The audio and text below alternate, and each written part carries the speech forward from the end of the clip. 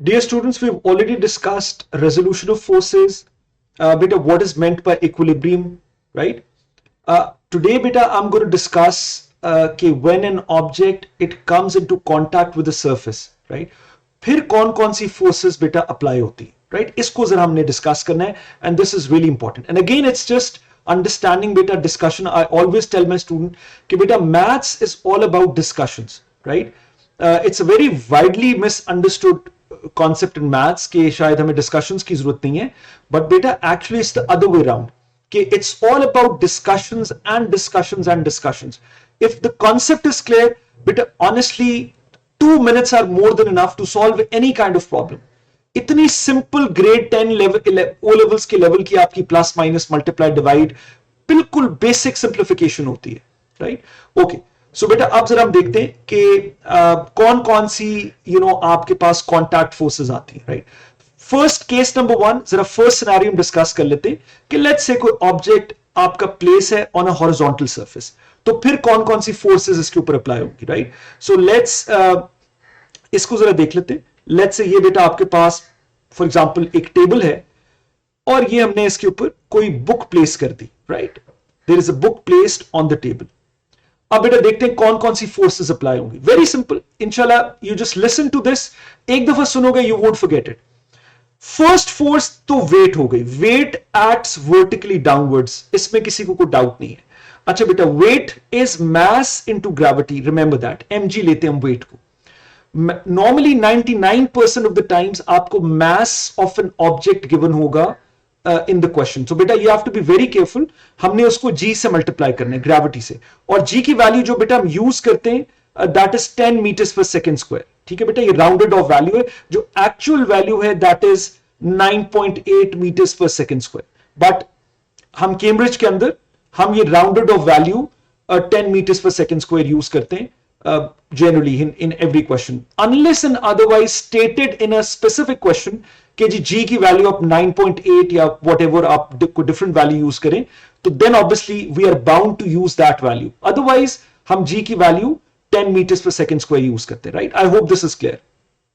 Okay, so बेटा weight acting vertically downwards, right? अच्छा, अब जो surface है बेटा, surface एक force exert करेगी on the object, in this case on the book, और उसको हम कहते हैं बेटा normal reaction.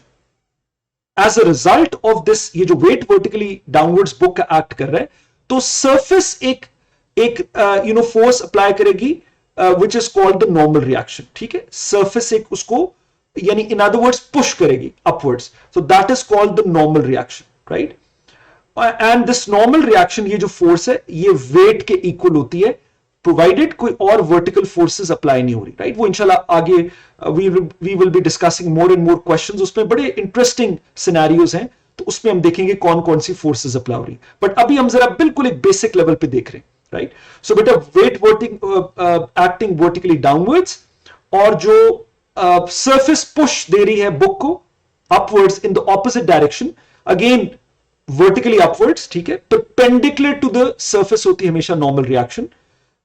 तो ये बेटा आपके पास होगा normal reaction. In some of the books इसको एन से भी बेटा एब्रिविएट किया हुआ है नॉर्मल रिएक्शन को, but we will try to use R in our answers. ठीक है, हम आर से ही इसको एब्रिविएट करेंगे नॉर्मल रिएक्शन को, राइट बेटा?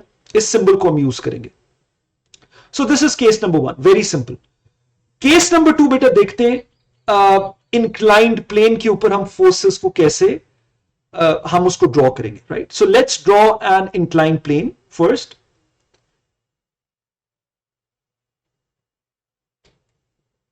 ओके, सो बेटा फर्स्ट थिंग आपको कोई एंगल गिवन होगा इंक्लाइंड प्लेन का, और you have to find this angle. वो हम देखते हैं हम कैसे फाइंड कर सकते हैं. एंड अगेन लेट्स से कोई ऑब्जेक्ट बेटा प्लेस्ड है इंक्लाइंड प्लेन के ऊपर, राइट? ऑब्वियसली ये at an angle inclined plane के ऊपर प्लेस्ड है.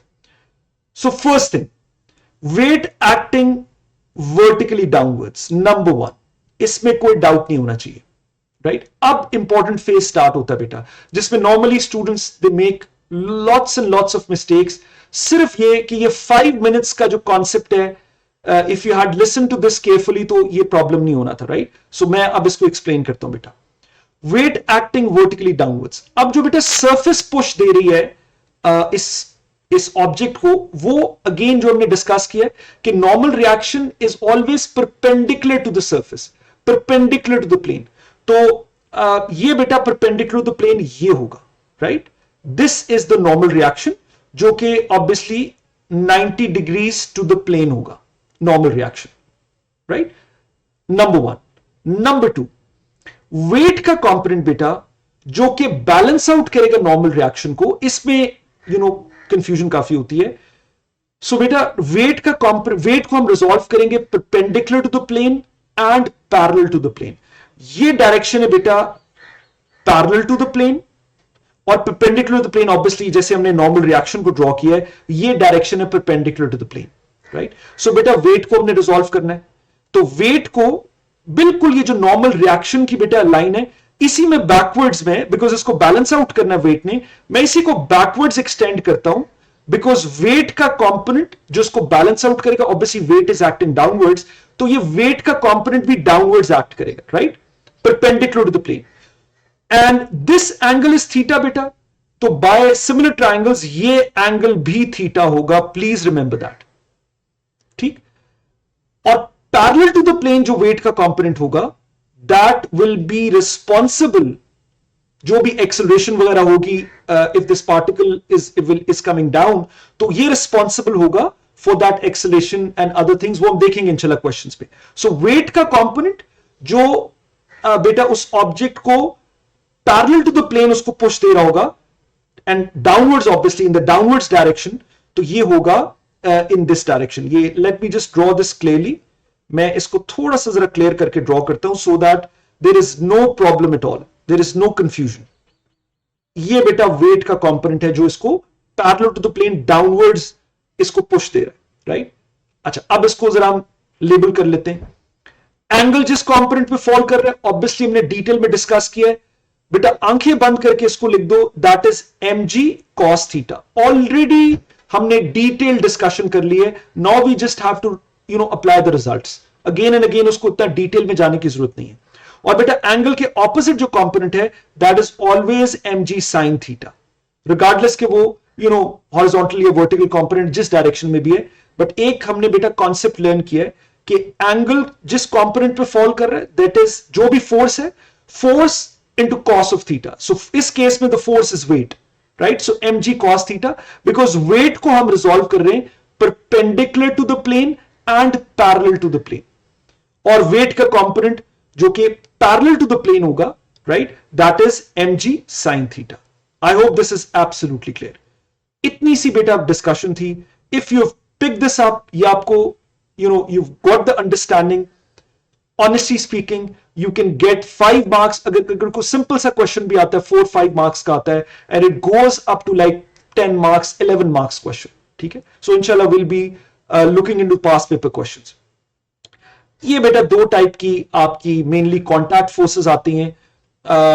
One thing you just need to understand कि बेटा जो नॉर्मल रिएक्शन है जो पुश सरफेस देती है, that is always perpendicular to the surface, जैसे अभी हमने इंक्लाइन प्लेन के केस में हमने डिटेल में इस चीज को डिस्कस किया, राइट बेटा। एंड एक चीज और इसके इस सिचुएशन में एग्जामिनर दे देता है, दैट इज फ्रिक्शन। अच्छा बेटा फ्रिक्शन जो है, again some of the books it's written FC normally, या FR भी लिख देता है फ्रिक्शन के लिए, राइट। तो फ्रिक्शनल फोर्स क्या है? Frictional force always acts in the opposite direction, right. Let's say अगर ये इंक्लाइन प्लेन के ऊपर, इफ दिस ऑब्जेक्ट, ये एरो चलो अपवर्ड्स ड्रॉ हुआ है, लेट्स से को फोर्स अप्लाई हो रही है, and this object and that force is pulling this object above in the direction stated, ठीक है। सो ये ऑब्जेक्ट बेटा अपवर्ड्स मूव कर रहा है, तो the friction will be in the opposite direction, friction downwards act करेगी। अगर फोर्स अपवर्ड्स है and the object is moving upwards, तो फ्रिक्शन डाउनवर्ड्स मूव करेगी, राइट। सम FC से हम इसको एब्रीविएट कर देते हैं, ठीक है, सिंबल का हम FC लिख लेते हैं। तो friction will be in the opposite direction downwards, ठीक। एंड सिमिलरली अगर अगेन जो केस नंबर 1 हमने डिस्कस किया बेटा, अगर लेट्स से कोई फोर्स अप्लाई हो रही है at an angle, right, obviously we have to find the horizontal component, हम वर्टिकल कंपोनेंट लेंगे, वो तो इंशाल्लाह हम आगे देखते हैं सिनेरियोज। बट इंपॉर्टेंट चीज ये है कि बेटा जो फ्रिक्शन है वो ऑपोजिट डायरेक्शन में एक्ट करती है। सो if the block object is in the verge of slipping, in the rightwards direction, तो friction backward direction में होगी, opposite direction में। And obviously अगर block लेफ्ट की तरफ स्लिप करने लगा है, मूव कर रहा है, तो फ्रिक्शन ऑब्वियसली राइट की तरफ होगी। Friction is always opposite to the motion, right. ये एक पॉइंट हो गया। फ्रिक्शन बेटा इसका जो फॉर्मूला हम यूज करते हैं फ्रिक्शनल फोर्स का, that is mu which is the coefficient of friction. Normally हमें गिवन होता है, समटाइम्स फाइंड भी करना होता है। And R which is the normal reaction, ये हमने ऑलरेडी इसको डिस्कस कर लिया, नॉर्मल रिएक्शन, ठीक। सो ये बेटा आपका फॉर्मूला होता है फ्रिक्शन का, फ्रिक्शनल फोर्स का, mu which is the coefficient of friction and R which is the normal reaction, right बेटा। और एक इंपॉर्टेंट टर्म एग्जामिनर यूज करता है, दैट इज स्मूथ सरफेस। बेटा what do you mean by smooth surface? That means there is no friction, ठीक है। The surface is smooth, कोई frictional force नहीं है। और एक वो यूज करता है rough surface, which means if the surface is rough, right, rough surface, if the surface is rough, तो बेटा फिर friction, automatically frictional force हमें लिखनी पड़ेगी, and that will be obviously scenario जो भी examiner हमें देगा, तो उस scenario में देखेंगे कि movement object की किस direction में, तो frictional force will be in the opposite direction, right? So rough surface के case में we will take frictional force into account, frictional force into account, right beta? ये बेटा टोटल आपकी डिस्कशन है, एंड इंशाल्लाह if you understood this, these questions will be 1+1, right? So again beta, first thing is understanding the concept and obviously follow up by a few good quality questions. तो फिर कोई कोई भी concept है, कोई भी चैप्टर है, that will be done 100% inshallah, ठीक है। So let's take a look at few questions now from the past papers, ठीक है बेटा। Okay बेटा, a very good question that is come in the past papers, जरा इसको देखते हैं। एक detailed question है, again बेटा 11 marks का question है, and it's so simple। अभी आप देखें इंशाल्लाह we'll discuss that कि इसकी जो simplification है grade 10 grade 11 के लेवल की, प्लस माइनस आपने ध्यान से करना है, कैलकुलेटर ध्यान से यूज करना है, इंशाल्लाह you'll get all the marks. So let's read the question first. Two light strings are attached to a block of mass 20 kg. अब देखो बेटा, first thing जो हमने डिस्कस किया, mass गिवन है, so we need the weight, हमें तो weight चाहिए, mass into gravity, right? इसको जरा हम थोड़ा सा नीट करके ड्रॉ करते हैं। so ये बेटा इसका weight हो गया, that is acting vertically downwards, और weight हो गया बेटा इसका mass into gravity, that is 200 kgs. ये इसका weight हो गया, इसमें कोई डाउट किसी को? We have already discussed this. The block is in equilibrium. Second important point, equilibrium means rightward forces बेटा left के put कर दो, upward forces downward forces के equal put कर दो, that's it. कुछ भी नहीं करना। On a horizontal surface AB with the strings taut, and obviously when the strings are taut, तो उसकी जो forces है उसने लिखी हुई है, इसमें जो force है that is T newtons, and this force is 75 newtons. The strings makes an angle of 60 degrees and 30 degrees with the horizontal on either side of the block, and the tensions in the strings are T newtons and 75 newtons respectively. See diagram. अब ये पूरा इसने scenario बेटा हमें explain कर दिया, which is obviously visible in the figure जो कि ऊपर उसने हमें एक्सप्लेन किया, ऊपर ऑलरेडी हमें गिवन है, right?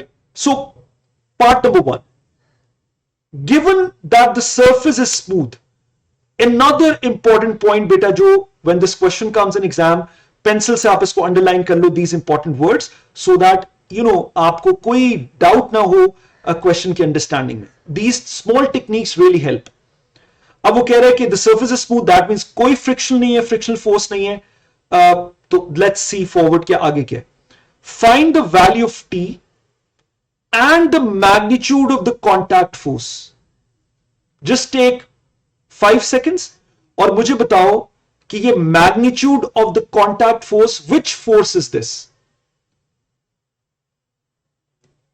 जरा इसको ट्राई टू थिंक कि ये कौन सी फोर्स है which the examiner is talking about. बेटा देखो, first thing when you read a question, if you don't get the question, 90% of the answer is if you understand the question, तो that will be solvable. इंशाल्लाह आप आराम से solve कर लोगे. But if you don't get the question, फिर obviously that would be almost impossible कि आप उस question को solve करो. So 90% of the answer is if you understand the question, right? So बेटा magnitude of the contact force अभी हमने discuss किया है कि contact force जो होगी that is the normal reaction. That is the normal reaction acting on the block, right? इसको हम contact force कहते हैं, normal reaction को, right? 5 marks है बेटा इसके, 5 marks, and obviously the system, the whole system of forces in it is in equilibrium. तो बेटा आंखें बंद करके जो हमने ऑलरेडी डिस्कस किया है, फोर्सेस हमने सारी ड्रॉ कर ली है. There is no other force acting, frictional force नहीं है. अब सिर्फ हमने एक चीज देखनी है कि एट एन एंगल हमें कोई फोर्स नहीं चाहिए. Simply resolve them. उसका हॉरिजॉन्टल कंपोनेंट ले लो, वर्टिकल कंपोनेंट ले लो, एंड इक्विलिब्रियम के लिए राइटवर्ड फोर्सेस लेफ्ट के इक्वल पुट कर दो, अपवर्ड फोर्सेस डाउनवर्ड फोर्सेस के इक्वल पुट कर दो, and you will get these 5 marks. बेटे मुझे एक्सप्लेन करने में तो शायद इट टुक 5 मिनट्स, बट इंशाल्लाह आफ्टर ऑल दीज डिस्कशंस जब भी ये क्वेश्चन आएगा it would hardly take a minute to 2. You will read this and instantly इंशाल्लाह आपको पता हो गए 2-3 फोर्सेस होती हैं, उसको रिजॉल्व किया, and you will just calculator को उसका यूजेज ठीक होना चाहिए, and you will get the answers. ठीक है, सो जल्दी से रिजॉल्व करते हैं. सो 75 न्यूटन फोर्स का बेटा कंपोनेंट, हॉरिजॉन्टल कंपोनेंट, ऑब्वियसली ये राइट साइड पे एक्ट कर रही है, तो इसका horizontal component will be acting on the right, और vertical component upwards, because X axis से ये अपवर्ड्स अप्लाई हो रही है, राइट. सो ये बेटा इसका हो जाएगा एंगल जिस कंपोनेंट पे फॉल कर रहा है, so this will be 75 cos 30, और बेटा एंगल के जो ऑपोजिट कंपोनेंट होगा that will be 75 sin 30. Already हमने डिस्कस किया, right. Similarly T Newton force को जरा क्विकली रिजॉल्व कर लेते हैं, because it is acting on the left hand side of the Y axis. So इसका जो हॉरिजॉन्टल कंपोनेंट होगा, जस्ट अ सेकेंड, इसका जो हॉरिजॉन्टल कंपोनेंट होगा बेटा it will be towards the left, right. And vertical component obviously it's acting upwards, so vertical component बेटा इसका होगा upwards, right. So horizontal component, इसको जरा नीट करके बेटा ड्रॉ कर लेते हैं. So horizontal component acting towards the left, so this will be angle जिस पे फॉल कर रहा है, so this will be T cos 60 बेटा, right. Already we have learn this. और एंगल के जो ऑपोजिट कंपोनेंट है this will be T sin 60. These are all the forces. अब बेटा सिस्टम इज इन इक्विलिब्रियम, तो राइटवर्ड फोर्सेस लेफ्ट के equal put कर दो, अपवर्ड फोर्सेस डाउनवर्ड के इक्वल पुट कर दो, and you will get the value of T and the normal reaction जो उसने एग्जामिनर ने हमसे डिमांड की. बेटा you have to find this. Okay, so let's resolve, let's put these forces, जो हॉरिजॉन्टल फोर्सेस हैं उनको हम इक्वल पुट करते हैं, राइट. सो देख लेते हैं जरा हॉरिजॉन्टल फोर्सेस कौन कौन सी हैं. 75 न्यूटन फोर्स का horizontal component which is acting towards the right, so 75 cos 30, right, that is equal to, because the system is in equilibrium, that is equal to ये जो टी न्यूटन फोर्स का component है which is acting towards the left, इसका जो horizontal component है that is equal to T cos 60. Other than that बेटा मुझे बता दो, अगर कोई और हमने फोर्स ड्रॉ की हुई है तो मुझे बता दो. These are the only components of force जो कि राइट और लेफ्टवर्ड्स अप्लाई हो रहे हैं अगर हम इसको हॉरिजॉन्टली इक्वेट करते हैं, राइट. सो इसको बेटा हम सॉल्व कर लेते हैं. It's very simple. टी को सब्जेक्ट बना लेते हैं, cos 60 इधर आके डिवाइड हो जाएगा, so 75 cos 30 divided by cos 60. So बेटा टी की वैल्यू आ गई. Let's take the calculator. So इसको हम प्लग इन कर देते हैं. 75 cos 30 एंड बेटा divided by cos 60. So the answer is 129.9, right. Obviously बेटा फोर्स है तो हम न्यूटन्स में लिखेंगे. न्यूटन्स इसका बेटा सिंबल है. एंड 3 सिग्निफिकेंट फिगर्स जो स्टैंडर्ड इंस्ट्रक्शंस है बेटा कैम्ब्रिज की, सो दिस विल बी 130 न्यूटन्स. ये आपके पास टी की वैल्यू आ गई. आई होप दिस इज क्लियर. इसमें कोई डाउट नहीं होना चाहिए बेटा, राइट. अच्छा, अब हम जरा इसको वर्टिकली रिजॉल्व कर लेते बेटा. Let's resolve this vertically. तो अगर हम इसको वर्टिकली रिजॉल्व करते हैं, अब मुझे बता दो वर्टिकल कंपोनेंट्स कौन कौन से फोर्स के, जरा ध्यान से. Upward forces is equal to downward forces. So T Newton force का कंपोनेंट जो अपवर्ड अप्लाई हो रहा है, that is T sine 60 plus normal reaction जो because of the contact of that block with the surface, plus R plus 75 newton जो force है इसका बेटा कंपोनेंट जो अपवर्ड्स अप्लाई हो रहा है, plus 75 sine 30 and equals to, इसको बेटा पुट कर दो जो डाउनवर्ड फोर्स है, that is the weight of the block. अगर इसके अलावा कोई फोर्स है तो मुझे बताओ. If there is any other force तो खुद देखो, डायग्राम आपके सामने बनी हुई है. सो बेटा this is equals to 200 kg, right बेटा. I hope this is absolutely clear. So ये बेटा आपके पास आ गया. टी की वैल्यू ऑलरेडी हमने फाइंड कर लिया इन द प्रीवियस पार्ट. ये हम प्लग इन कर देते हैं. So R is what, that is 200 minus, सारी वैल्यूज को उधर शिफ्ट कर देते हैं. 200 माइनस 75 साइन थीटा की वैल्यू बेटा हाफ होती है, minus T sine 60, right. Calculator हमारे पास है. Let's just plug in these values, और टी की वैल्यू हम 130 न्यूटन हम इधर पुट कर देते हैं. So 200 minus 75 over 2 minus 130 into sine of 60. तो बेटा आर की वैल्यू जरा देखते हैं. What is the value for R? बिल्कुल सिंपल कैलकुलेशन है. माइनस 75 ओवर 2 माइनस बेटा 130 और ब्रैकेट में साइन ऑफ 60, राइट, और bracket close, and the answer is 49.9 newtons. ये बेटा ऑब्वियसली 3 सिग्निफिकेंट फिगर्स हमने देना है, तो ये एग्जैक्टली 3 सिग्निफिकेंट फिगर्स आ रहा है. ये आपके पास नॉर्मल रिएक्शन आपने कैलकुलेट कर लिया. Very simple.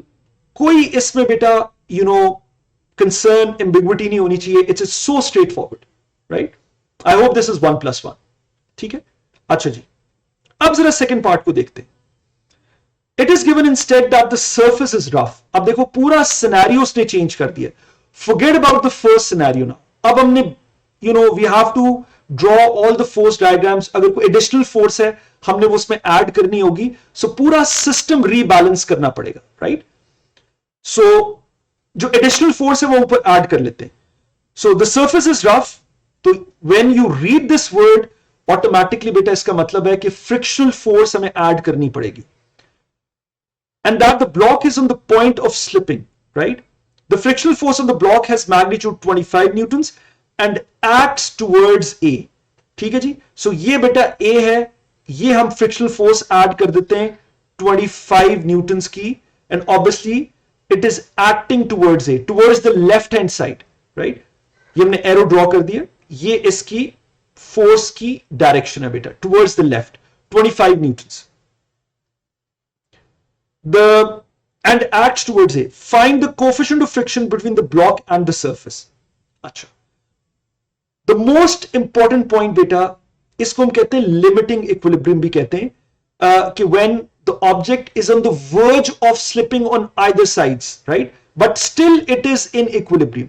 हम वही concept apply करेंगे, rightward forces left के equal, upward forces downward forces के equal. ठीक है. So this word is very important. Point of slipping. That means it is still in equilibrium, जिसको हम limiting equilibrium कहते हैं. It is on the verge of slipping, right? But still it is in equilibrium. ठीक है. Okay जी. So बेटा 25 newton force अपने left पे apply कर दी.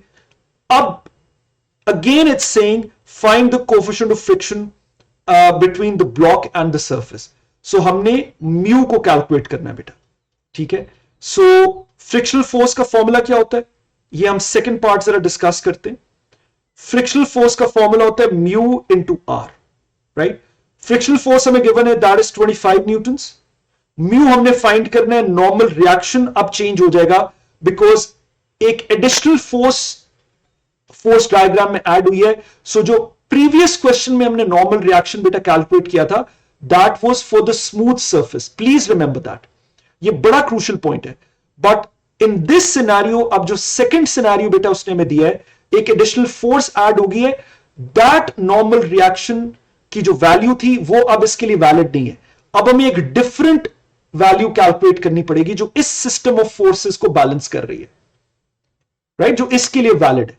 सो अगेन द होल जो प्रोसीजर है will be the same, because equilibrium में सारी फोर्सेस को हमें बैलेंस आउट करना पड़ेगा. राइट वाली लेफ्ट के इक्वल, अपवर्ड्स डाउनवर्ड्स के इक्वल. ऑटोमेटिकली आर कैलकुलेट होगा. सो आर की वैल्यू टी हमें कैलकुलेट करना पड़ेगा वंस अगेन, और ये वैल्यूज हमें प्लग इन करनी पड़ेगी इन दिस फॉर्मूला जो फ्रिक्शन का फॉर्मूला है. फ्रिक्शनल फोर्स हमेशा म्यू आर के इक्वल होती है. Better remember that. Coefficient of friction already हमने डिस्कस किया है, into normal reaction. R is the normal reaction. Normal reaction, right बेटा. I hope this is clear. चलो अब दोबारा से हम जरा इक्वेशंस को देखते हैं. सो राइटवर्ड फोर्सेस पुट कर दो लेफ्टवर्ड फोर्सेस की इक्वल. सो 75 न्यूटन फोर्स का बेटा जो आपके पास था component along x axis, that was 75 cos theta. So 75 cos theta, right? A की component towards the right, left के equal कौन कौन से components हैं towards the left? That is T Newton force का है जी T cos 60 and 25 newton force जो frictional force act कर रही है. सो लेफ्टवर्ड जो कंपोनेंट है वो है बेटा that would be equal to 25 newton force plus T cos 60, जो आपके पास कंपोनेंट्स फोर्स के लेफ्ट की तरफ एक्ट कर रहे हैं. I hope this is absolutely clear, right. जाहिर है 75 न्यूटन फोर्स का कंपोनेंट टुवर्ड्स राइट एक्ट कर रहा है, और बेटा T न्यूटन फोर्स का जो कंपोनेंट है वो टुवर्ड्स द लेफ्ट एक्ट कर रहा है, राइट. एंड ऑब्वियसली फ्रिक्शन जो आपके पास लेफ्ट पे एक्ट कर रही है, इसमें कोई doubt. So let's find the value of T quickly. और 75 cos 30 आपको, because angle is given 30 degrees. So ये बेटा मैं इधर इसको 30 प्लग इन कर देता हूं. 75 cos 30 because angle is given, right. So quickly let's find out the value of T. So ये बेटा हो जाएगा 75 cos 30. Very simple. -25 is equal to T cos 60. और अगर हम over cos 60, right. So this is over cos 60, ठीक है. cos 60 बेटा उधर जाके डिवाइड हो जाएगा. And let's find out the value of T. We take the calculator. तो बेटा this is 75 cos 30 minus 25 divided by cos 60, right बेटा. I hope this is simple. और ये बेटा आपके पास T की वैल्यू आ गई 79.9, आगे इट्स 0, सो 79.9, राइट. ये आपके पास बेटा T की वैल्यू आ गई. ऑब्वियसली न्यूटन्स के अंदर हमारे पास T की वैल्यू आएगी, right. So once you got the value of T, अब हम जरा देख लेते हैं. Let's resolve this vertically. अब जरा वर्टिकली देख लेते हैं कौन कौन सी फोर्सेस हमारे पास हैं. Again very simple. 75 sin 30 R and obviously T newtons का जो vertical component है that is T sin 60. So simply put it equal to जो downward force है 200 kg के, right बेटा. इसके equal put कर देंगे. चलो 75 sin 30, again very simple. 75 sin 30 plus R plus बेटा जो T force का component है acting upwards that is T sin 60 plus T sin 60 and put it equal to जो downward आपके पास component है force का that is weight. सिर्फ there is only one component बेटा जो downwards act कर रहा है, that is weight. आप देखो this the whole force diagram is in front of you. So the only component which is acting downwards force का that is the weight. So upward forces is equal to downward forces. Equilibrium के अंदर बेटा हमने इसी को put करना होता है, right? ये हम अब सॉल्व कर लेते हैं. T की वैल्यू बेटा हम यहां we just simply plug in the value of T and we'll solve for R. R को बेटा हम सब्जेक्ट बना लेते हैं. It's very simple. So R is actually what? This is 200 minus 75 sine 30 is half, minus बेटा t की value आपके पास है 79.9 इंटू साइन 60, राइट बेटा. सो R आपके पास आ गया. Just simply take the calculator और बेटा इसको कैलकुलेट कर लेते हैं. Minus 75 over 2 minus 79.9 into sine of 60 into sine of 60.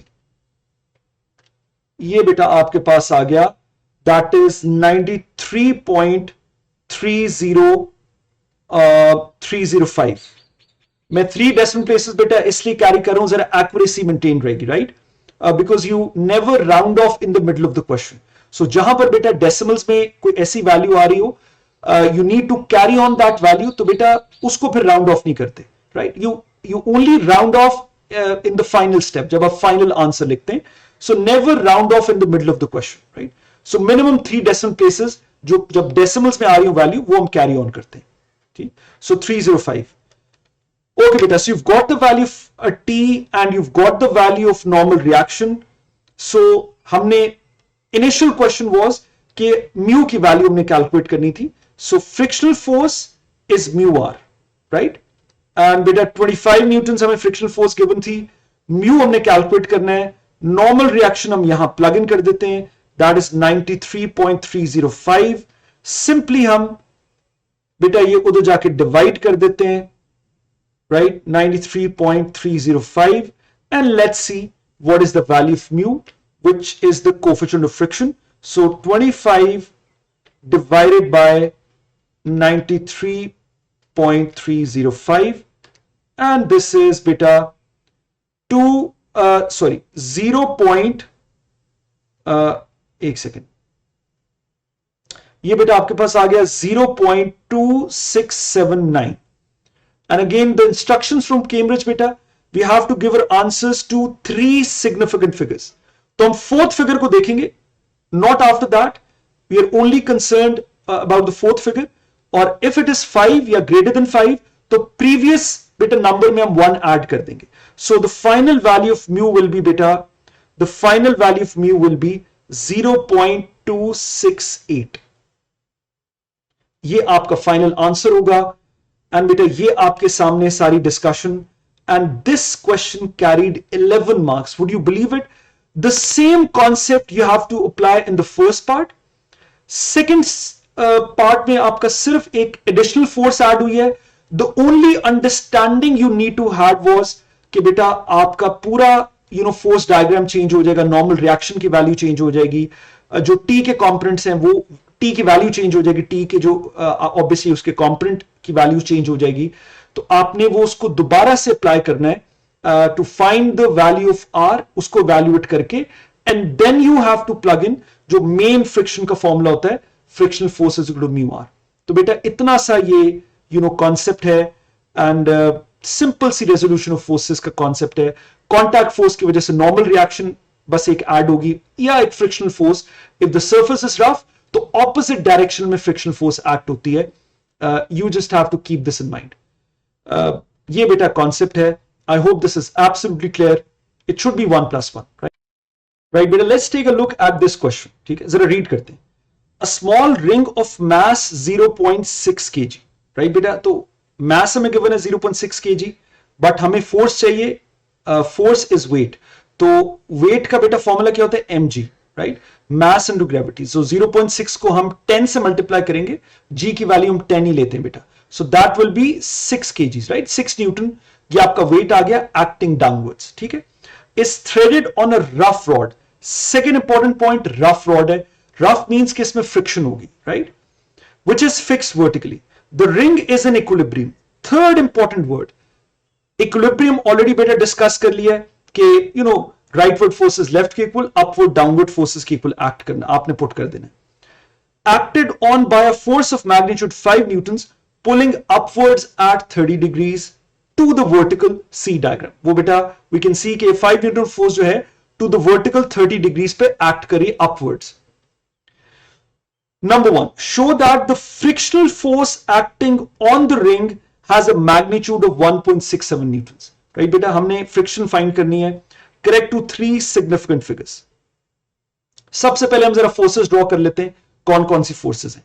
First thing, ring obviously is an object, उसका मास हमें गिवन है, तो बेटा हमें वेट चाहिए. वेट एक्टिंग वर्टिकली डाउनवर्ड्स, और वेट बेटा हमारे पास है 6 newtons. Right, weight obviously force है तो 6 न्यूटन्स. ठीक हो गया. सेकेंड पॉइंट, वेन एवर बेटा there is a surface involve, हमने कॉन्टैक्ट, हमने नॉर्मल रिएक्शन को जरूर लिखना है, एंड विच इज ऑब्वियसली जो ऑपोजिट साइड पे वो पुश देता है. राइट, तो ये बेटा ऑब्वियसली जो इसका ये जो 5 न्यूटन का फोर्स का कंपोनेंट है, ये इसको पुल कर रहा है downwards.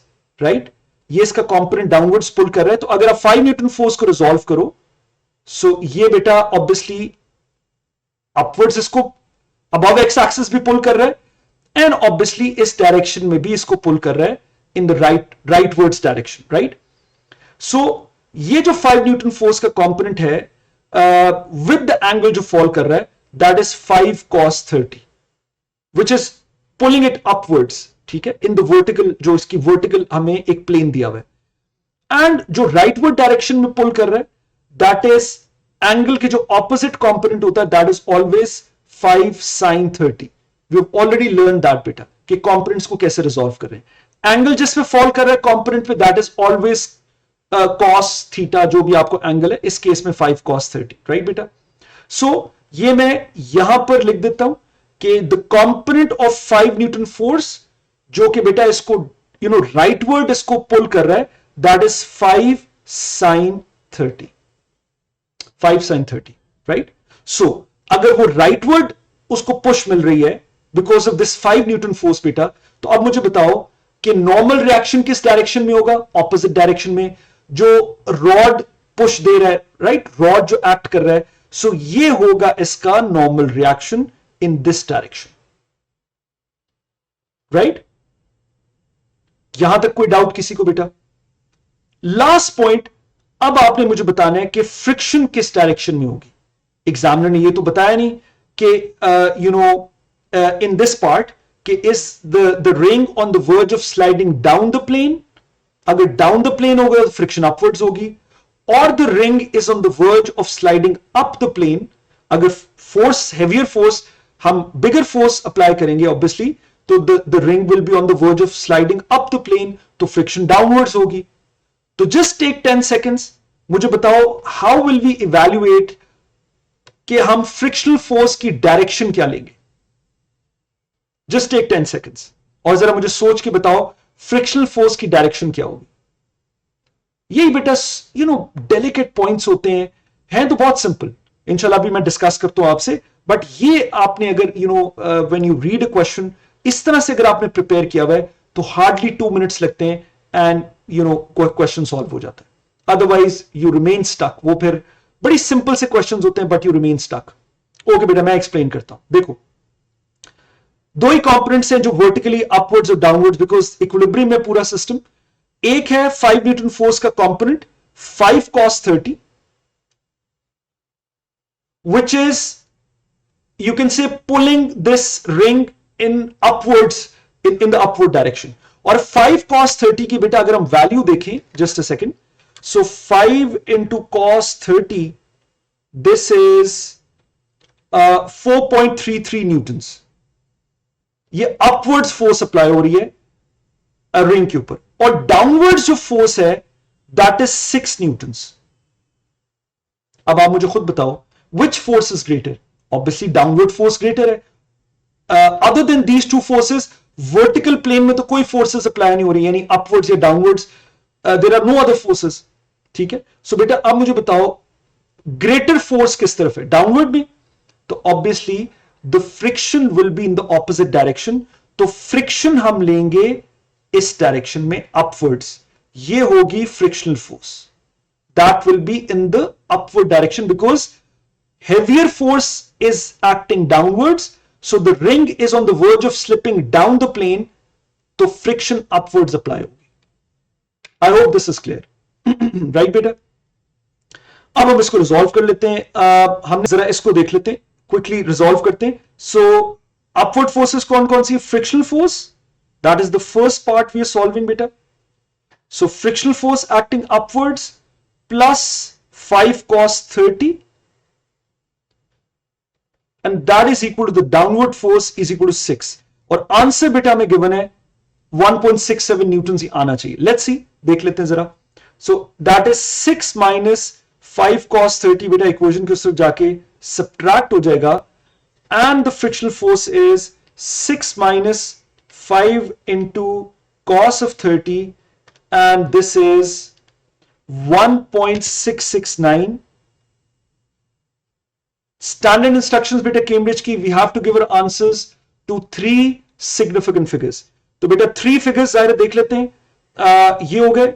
We just have to look at the 4th figure, right? अगर वो 5 या 5 से ग्रेटर तो प्रीवियस में 1 ऐड हो जाएगा। Yes, in this case it's greater, तो ये बेटा हो जाएगा 1.67 न्यूटन्स। ये आपके पास फ्रिक्शनल फोर्स आ गई। आई hope this is clear. 2 marks थे, कुछ भी नहीं करना, 2-3 फोर्सेस है, बस फ्रिक्शन फर्स्ट पार्ट में किधर अप्लाई होनी है, that was important. I hope this is clear. Okay, quickly जरा सेकंड पार्ट देख लेते हैं। The ring is on the point of sliding down the rod. Second scenario already ये हम already this was the scenario in the first part as well, so I think कोई change नहीं है scenario में। Find the coefficient of friction between the ring and the rod. अब important चीज बेटा ये, there is no change in the situation, exactly वही situation है जो फर्स्ट पार्ट की थी। कोई एक्स्ट्रा फोर्स ऐड नहीं हो रही कि ये सारा सिस्टम हमें दोबारा से रीवैल्यूएट करना पड़े, नॉर्मल रिएक्शन की वैल्यू एंड कोई और अगर वैल्यू होती। So the frictional force everything is the same. अब हमने जरा सिर्फ कैलकुलेट करना है the coefficient of friction, right? So जरा देख लेते हैं कैसे कैलकुलेट करेंगे। नॉर्मल रिएक्शन लेफ्टवर्ड अप्लाई हो रहा है, राइटवर्ड फोर्स के इक्वल होगा, राइट? सो नॉर्मल रिएक्शन बेटा होगा, सेकेंड पार्ट देख लेते हैं। Because the system is in equilibrium, तो राइटवर्ड फोर्सेस लेफ्ट के equal, so there is only one force acting towards the left and there is one force 5 sin 30 जो 5 newton force का component है acting towards the right. Other than that और कोई component नहीं, right बेटा? सो R is equal to 5 sin 30। So normal reaction बेटा आ गया, sin 30 की वैल्यू हाफ होती है, सो नॉर्मल रिएक्शन बेटा आपके पास आ गया, दैट इज 2.5 न्यूटन्स, राइट बेटा? सो फ्रिक्शनल फोर्स ऑलरेडी आपके पास है, इसका फॉर्मूला होता है mu into R. Mu is the coefficient of friction and R is the normal reaction. So frictional force already हमारे पास है, हम एक्यूरेट वैल्यू यूज करते हैं 1.669। म्यू हमने कैलकुलेट करना है, नॉर्मल रिएक्शन हमारे पास 5/2 है बेटा। लेट्स क्विकली फाइंड, इसको हम उधर जाके 2 को क्रॉस मल्टीप्लाई करके 5 से डिवाइड कर देते हैं। सो ये हमारे पास आ गया बेटा, this is 1.669 multiply by 2 and divided by 5। ये बेटा आपके पास आ गया, that is 0.6676। So 3 significant figures में क्या हो जाएगा, we just have to look at the fourth one. अगर वो 5 या 5 से ग्रेटर है तो प्रीवियस में एक ऐड हो जाएगा, तो 0.668। ये बेटा आपके पास आ गया coefficient of friction and this question carried 3 marks. अब मुझे बताओ, were these 5 marks difficult to earn? Very simple बेटा, बहुत सिंपल है, इजी है। you just need to know the concepts, ठीक है? Okay beta, let's take a look at this question. A block of mass 20 kg is at rest on a plane inclined at 10 degrees, right beta? Inclined plane का question आ गया and this question carries 6 marks. जरा देखते हैं इसका difficulty level कितना है, ठीक है? So inclined plane का बेटा question आ गया, let's make an inclined plane। जरा एक बना लेते हैं so that उसको हम फिर फोर्सेस देख लें। Very simple, it hardly take 30 seconds to make this, ठीक है? मैं तो चूंकि जरा एक्सप्लेन कर रहा हूं, it might take a bit longer. Angle बेटा उसने हमें दे दिया इंक्लाइंड एट 10 डिग्रीज। आपके सामने एक ब्लॉक प्लेस्ड है जी बेटा, there is a block of mass 20 kg, right बेटा? Block of mass 20 kg। So मैं mg लिख लेता हूं, वेट, हमें वेट चाहिए, मास इनटू ग्रेविटी, राइट? ठीक, वेट एक्टिंग वर्टिकली डाउनवर्ड्स बेटा, और नॉर्मल रिएक्शन जो कि परपेंडिकुलर टू द प्लेन होता है, remember that, right, perpendicular to the plane. अब बेटा वेट का कंपोनेंट जो बैलेंस करेगा नॉर्मल रिएक्शन को इसी डायरेक्शन में, ठीक है, कंटिन्यू कर लो। Obviously this will be acting downwards, ठीक है, और ये एंगल बेटा, दिस एंगल जो भी गिवन है 10 डिग्रीज, तो ये एंगल भी 10 डिग्रीज होगा by similar triangles, we have already discussed, ठीक। और वेट का कंपोनेंट जो parallel to the plane act करेगा डाउनवर्ड्स, वो ये होगा, राइट। सो ये हो जाएगा बेटा mg, एंगल जिस कंपोनेंट पे फॉल कर रहे हैं mg cos थीटा, और एंगल के जो ऑपोजिट कंपोनेंट है बेटा that is mg sin theta. Very simple, ये अब आपके फिंगर टिप्स पे बेटा चीजें होनी चाहिए, राइट।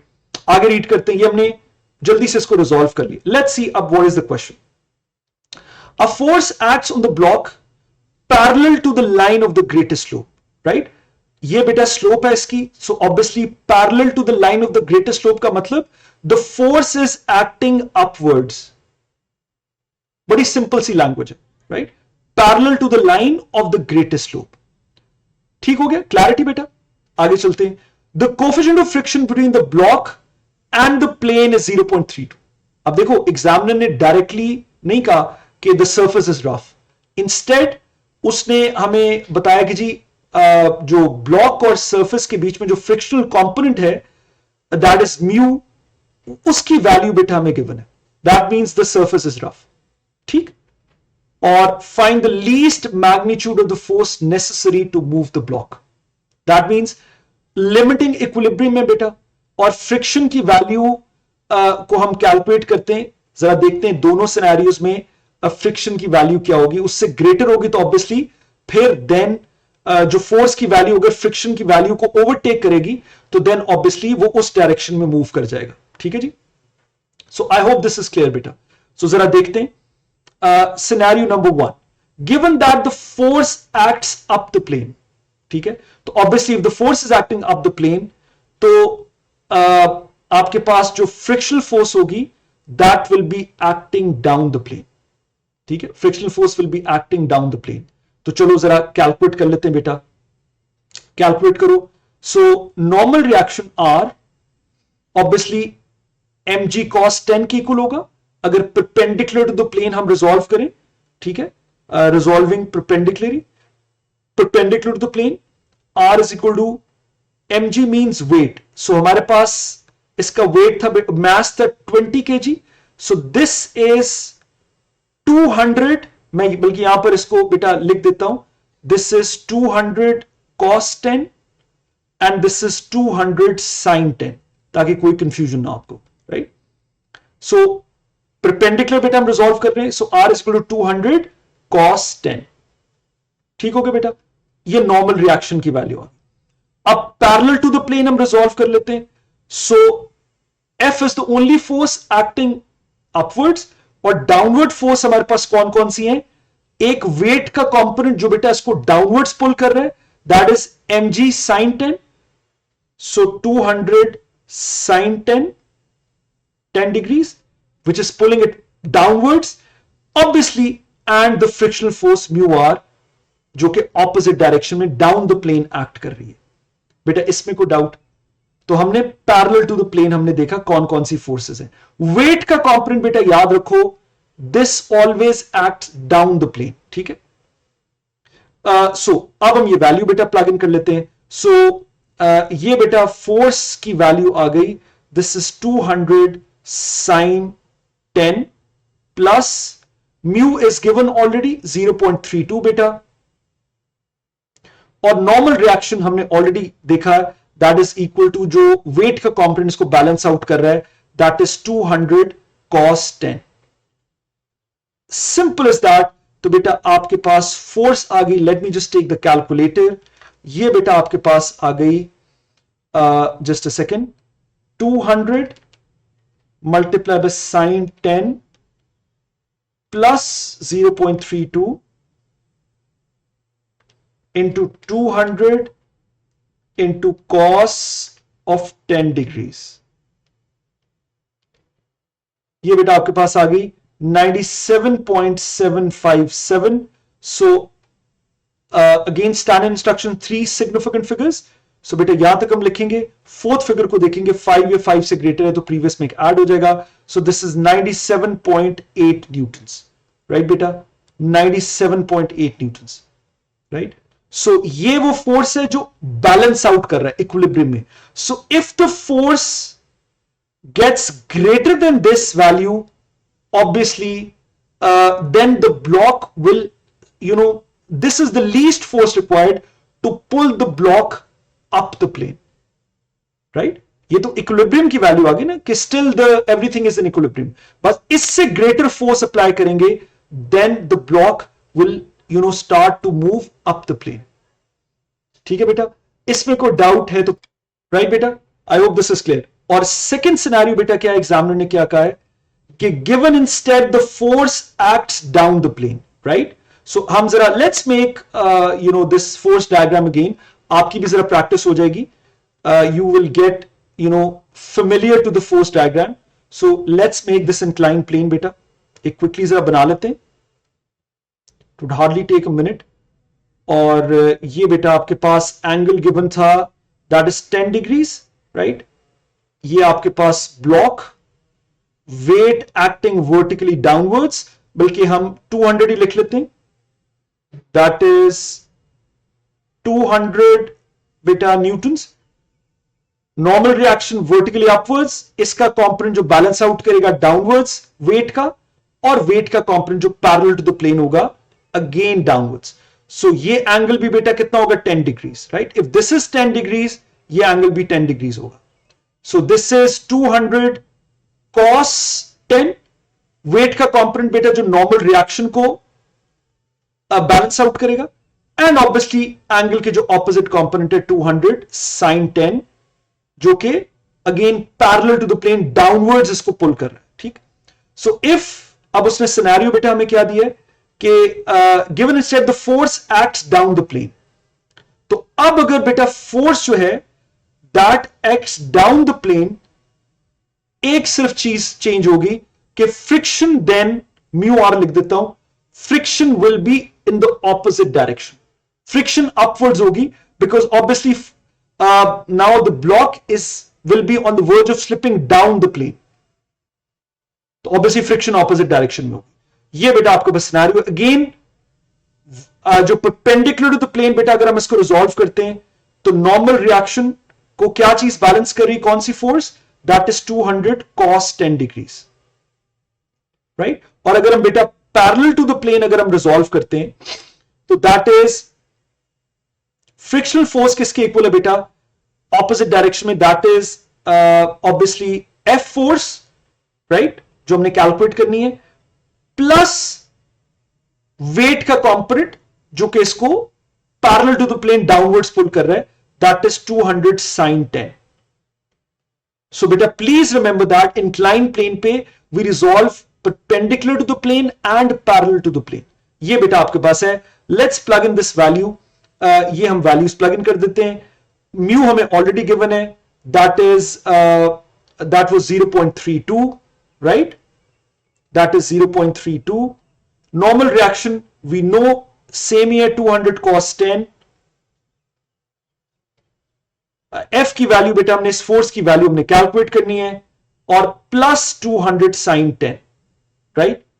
ये 200 sin 10 इधर आके हम सब्ट्रैक्ट कर देते हैं.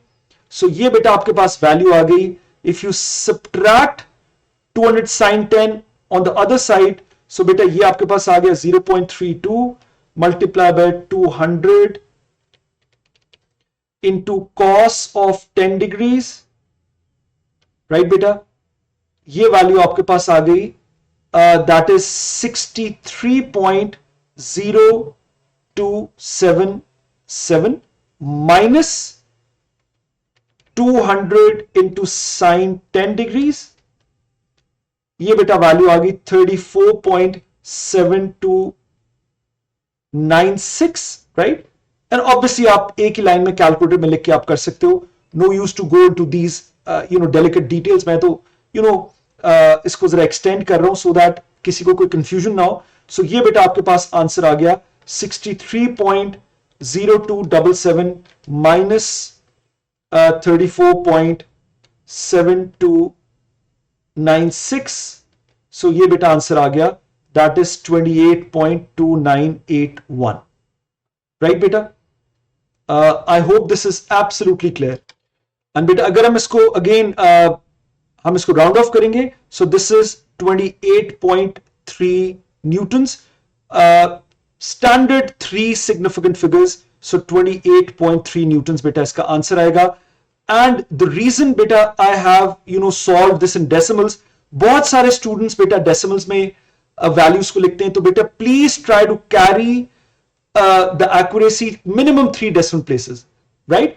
देखो the better way of solving this, जैसे मैंने पहले भी एक्सप्लेन किया, कि आप पूरी की पूरी वैल्यूज को सब्ट्रैक्ट किया करो। You should have written the value of the left hand side -200 sin 10 और डायरेक्ट आपके पास वैल्यू आएगी। बट आई नो बेटा कि स्टूडेंट्स जो है वो उसको डेसिमल्स में लिखते हैं वैल्यूज को, सो फॉर दैट पर्पस बेटा प्लीज रिमेंबर दैट कि मिनिमम 3 डेसिमल प्लेसेस आपने एक्यूरेसी को कैरी करना है, so that your final answer is accurate, because you never round off in the middle of the question, round off हम करेंगे in the final answer, final part पे, जब final answer आ जाएगा, right? So ये बेटा आपका final answer आ गया।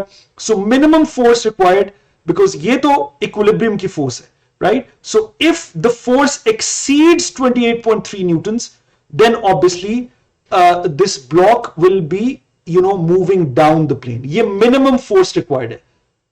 I hope बेटा this is absolutely clear। Contact force का चैप्टर बड़ा सिंपल, बड़ा इंटरेस्टिंग चैप्टर है, इसमें बड़े मजे मजे के डिफरेंट सिनेरियोज आते हैं बेटा, राइट? बड़ी सिंपल सी कैलकुलेशन है। You just need to understand के नॉर्मल रिएक्शन अगर इंक्लाइन प्लेन स्पेशली है तो हमने उसको कैसे रिजॉल्व करना है, perpendicular to the plane, weight के कंपोनेंट, वेट को हम रिजॉल्व करते हैं पैरेलल, एंड जो रिएक्शन, नॉर्मल रिएक्शन को जो बैलेंस आउट करता है वेट का component, that is always mg cos theta, right बेटा? और फ्रिक्शनल फोर्स देख लो किस डायरेक्शन में है, एंड अकॉर्डिंगली जो फोर्स डायग्राम है हम उसको यूज करते हैं, right? So I hope you have enjoyed this lecture बेटा। कोई इसमें मुश्किल नहीं है। It's all about focus, it's all about learning, it's all about concentration, it's all about discipline. इंशाल्लाह if you stay disciplined, nothing is difficult बेटा।